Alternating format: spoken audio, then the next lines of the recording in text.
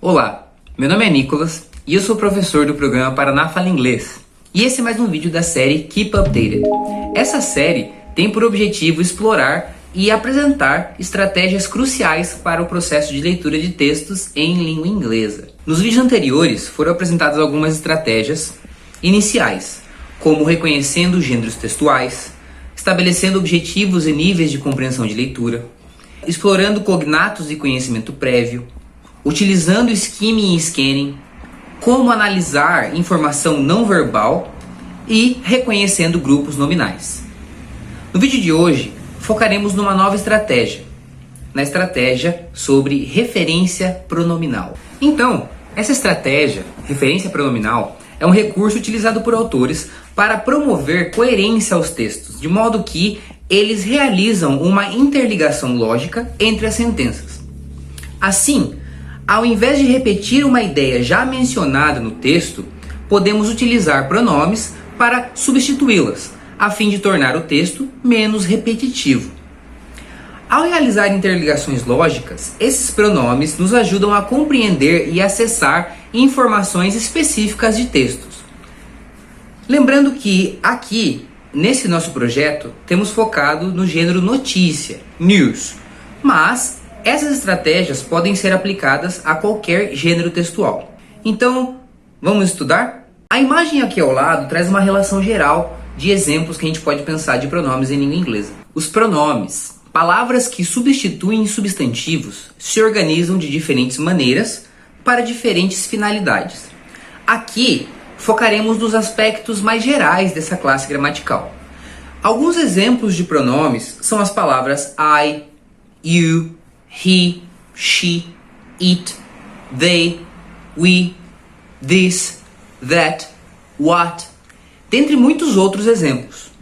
Os pronomes pessoais e os possessivos geralmente se referem a algo ou alguém em específico. Por exemplo, Natalia is nice. She is my sister.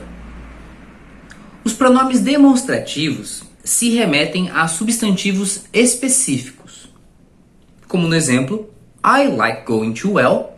That place is beautiful. Os pronomes relativos ligam orações, sendo que who e that se referem a pessoas e which and that se referem a objetos e lugares, como nos exemplos. Well is a place which I like to visit e this teacher is the one who studies grammar. Os pronomes interrogativos são empregados em perguntas, como Who is your best friend? What are you doing? Which food do you prefer? Chocolate or coxinha? When is your birthday? How are you doing? Why did the chicken cross the street? Where are my flip-flops? Dentre muitos outros exemplos. Logo, você, aí, pessoa antenada e por dentro das idas e vindas do cenário político e epidemiológico, procura por informações sobre o coronavírus ao redor do mundo e encontra uma notícia como essa aqui, ó, do lado, em inglês. Vamos então utilizar as estratégias que a gente já aprendeu, a gente já sabe, para ajudar na compreensão desse texto. A primeira que a gente pode utilizar então é com relação ao reconhecimento do gênero textual. A que gênero esse texto pertence? Então a gente pode pensar aqui, baseado no layout, na disposição das informações, como o fato do texto apresentar autor, data de publicação, uma foto ilustrativa do contexto, podemos supor que seja uma notícia. Pensando também sobre a utilização de estratégias que já conhecemos, que já sabemos, podemos pensar na utilização de reconhecimento de grupos nominais para a compreensão, do sentido geral desse texto. Então, há algum grupo nominal que caracteriza o texto? Qual? Observando assim por cima, podemos notar que o texto traz em seu título a informação COVID-19 Vaccine. E essa informação está em evidência. Notando que vaccine é um cognato para vacina em português, podemos supor que, então, se refere à vacina para COVID-19.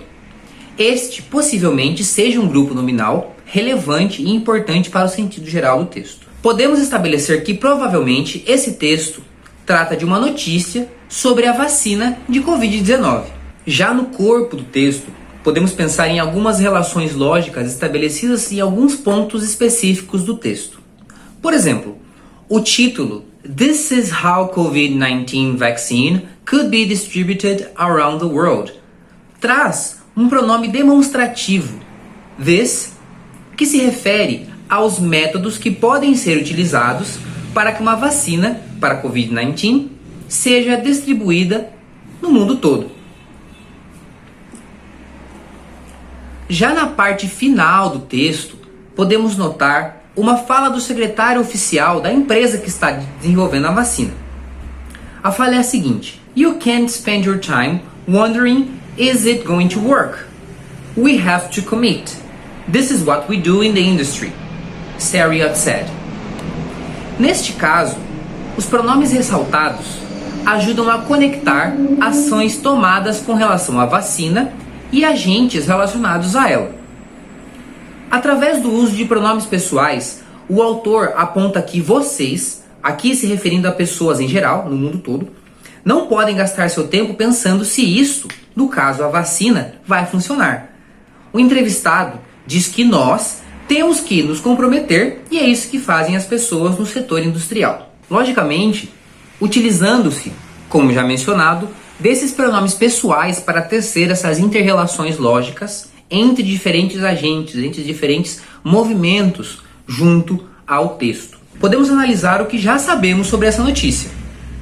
Então, o tema possivelmente é sobre a pandemia de coronavírus, provavelmente sobre a vacina, talvez como ela será desenvolvida e distribuída, quem está custeando e faturando com essa produção, dentre outros aspectos. Como essas novas estratégias relacionadas às referências pronominais nos ajudam?